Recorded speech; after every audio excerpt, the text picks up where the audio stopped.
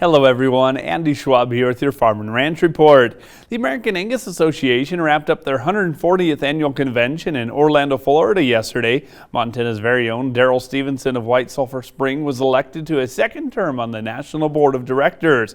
Stevenson, as many know, holds the strong ties to the Angus breed and a history of activity in the Montana Angus Association. Stevenson's grandparents were charter members of the Montana Angus Association, and his father was on the state and national association board of directors as well, and served as president from 92 to 93.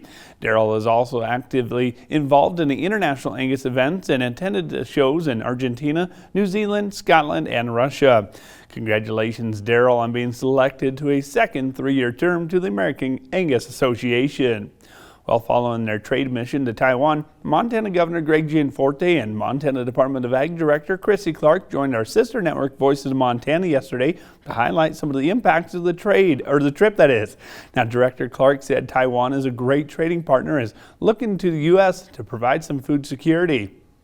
From agriculture standpoint, what we heard a lot was about food security and how important it is to be absolutely certain that if something does happen to Taiwan, that they're assured that we will be able to supply them with the food that they need. They are only able to raise about 30% of what they need. Taiwan is 1/10 the size of Montana, but it has 23 million people. And so they're very concerned about having a consistent food supply if they do enter into a conflict.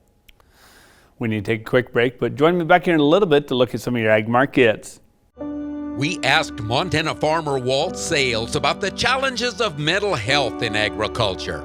Another drought, there always is. There's always gonna be another something.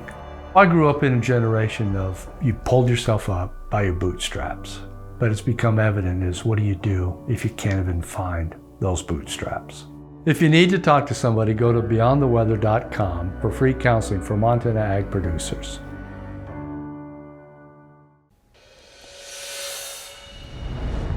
Welcome back, friends. Your ag news and your markets. Montana's ag community is mourning the loss of two instrumental people this week. Jack Larson of Miles City is a name synonymous with Montana FFA and was the 2022 honorary American degree recipient and the 2023 recipient of the Lee Boyer Lifetime Achievement Award.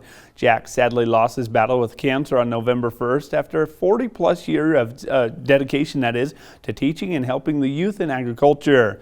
Now, Mary Meyer of Stevensville, who also is heavily involved in helping the youth of agriculture and served as Montana State FFA Secretary in 2002, lost her battle with breast cancer.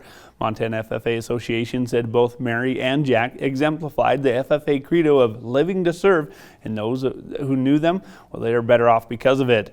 Services for both individuals will be held Wednesday and Thursday in their respective towns. Now, cash cattle trade found some positive gains in the live and dress cattle sector last week as the futures board provided some rebounding success. Now, with the rebound, that was also witnessed in the local auction barns after buyers pulled back a few weeks ago with that bearish cattle on feed report.